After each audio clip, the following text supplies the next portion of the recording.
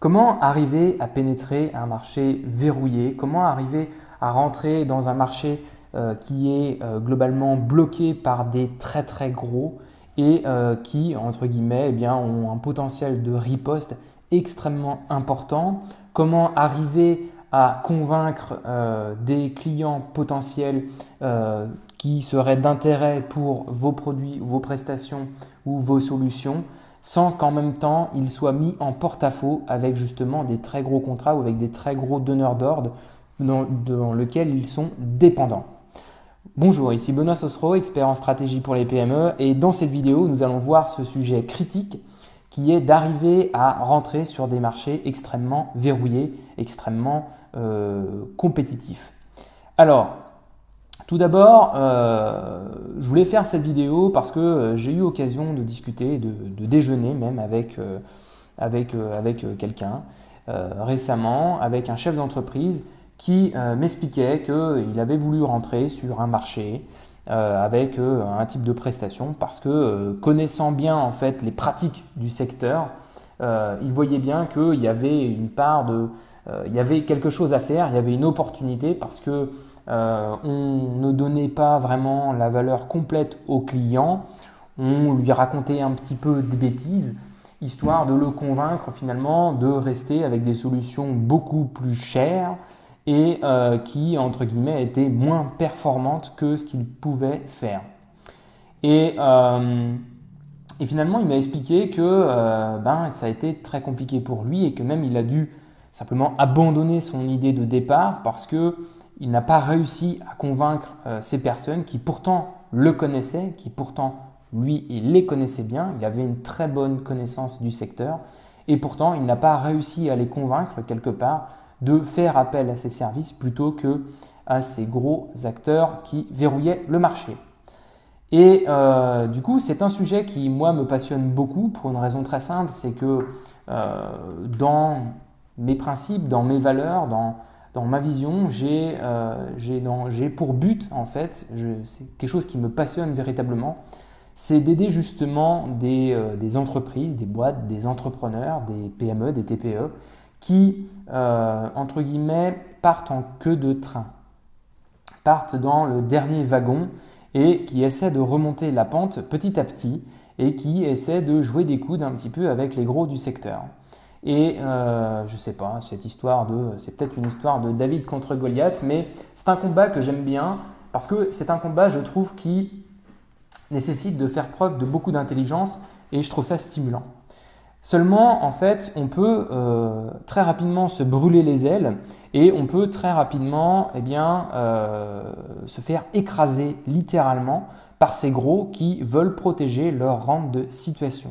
Et ça veut dire que les stratégies qu'on va devoir mettre en place, la pénétration de marché qu'on va vouloir faire, va devoir être réfléchie très mûrement parce qu'on a en face des gens qui ont des moyens financiers et qui ont des intérêts financiers, c'est-à-dire qui potentiellement peuvent perdre beaucoup si vous faites tomber tel ou tel élément sur le marché, et donc qui ont un intérêt ultime, impérieux, entre guillemets, de protéger leur rente de situation et donc d'écraser tous les petits qui voudraient remettre en cause cette position dominante.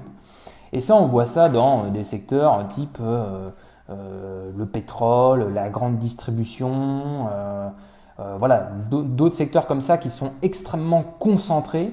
On peut parler de l'industrie pharmaceutique aussi, des secteurs qui sont extrêmement concentrés avec des entreprises qui ont des intérêts financiers colossaux, qui gagnent énormément d'argent et qui donc ont tout intérêt à laisser les choses comme elles sont aujourd'hui et ne surtout pas changer.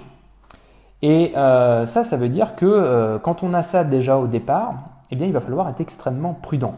Parce que nous, tout petits, avec des petits moyens financiers, etc., quand on s'attaque à très gros et à beaucoup plus gros que soi, eh bien, globalement, on peut vraiment y laisser sa chemise, entre guillemets. Ça veut dire quoi? Ça veut dire qu'au niveau de la stratégie, il va falloir réfléchir, il va falloir passer du temps pour, quelque part, ne pas rentrer par la grande porte.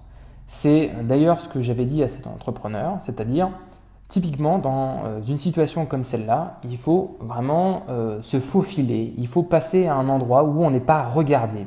Il ne faut pas attaquer en frontal le truc parce que sinon on se prend un mur direct.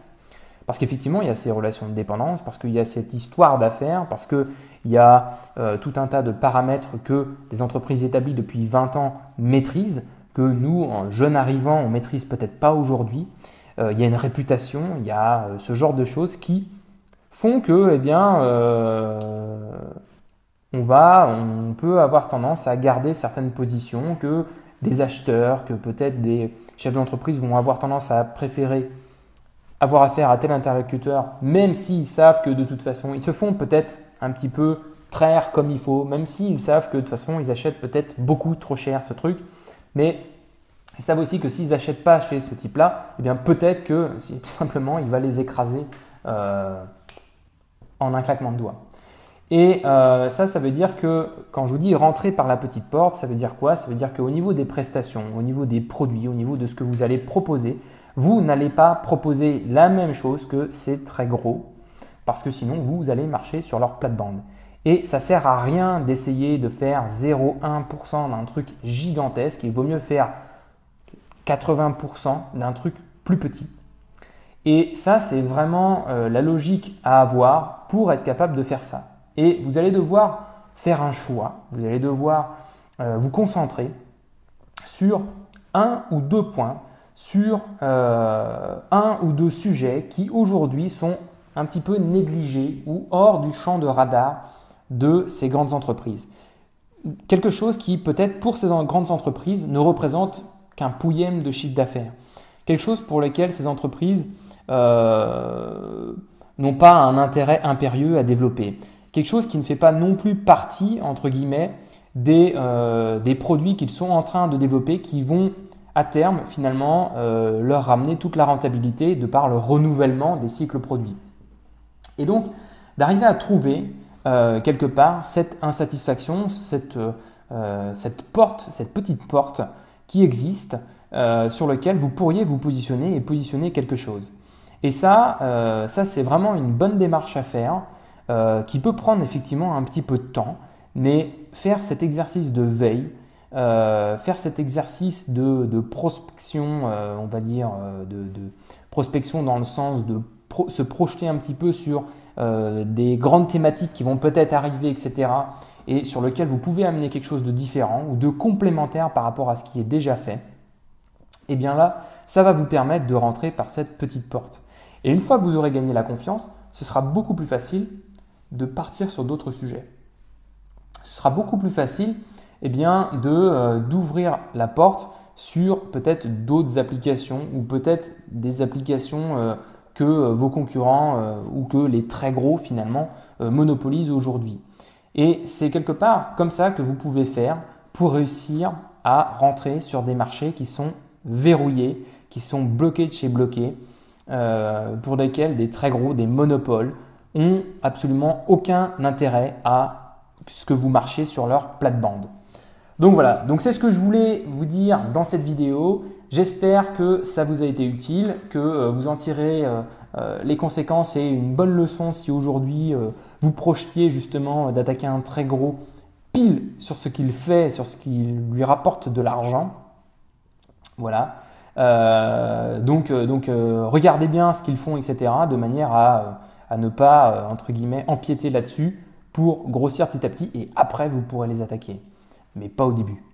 Pas au début. Attendez un petit peu. Voilà. Donc c'est ce que je voulais vous dire. J'espère que, encore une fois, ça vous a été utile. Si vous pensez que ça peut intéresser d'autres personnes, partagez-leur cette vidéo. Vous leur rendrez un fier service et ils vous en remercieront probablement, voilà, déjà au moins une fois et après peut-être plusieurs. Voilà. Donc, si vous pensez que ça peut être utile à d'autres, partagez-le. Si vous ne voulez pas manquer les prochains épisodes, abonnez-vous à cette chaîne YouTube. Comme ça, vous recevrez les notifications à chaque fois que je publierai une nouvelle vidéo. Voilà. Et bien, n'hésitez pas à liker cette vidéo, à mettre un pouce j'aime. Voilà, si vous avez apprécié cette vidéo, ça permettra qu'elle soit visionnée par plus de personnes et donc que plus de personnes puissent avoir ce message-là aussi. Et si vous avez d'autres questions, si vous avez des sujets que vous souhaiteriez que j'aborde en vidéo, eh bien laissez un commentaire sous cette vidéo. Je lis tous les commentaires. Et puis voilà, et puis moi je vous dis à bientôt pour une prochaine vidéo de conseil. Merci, à bientôt.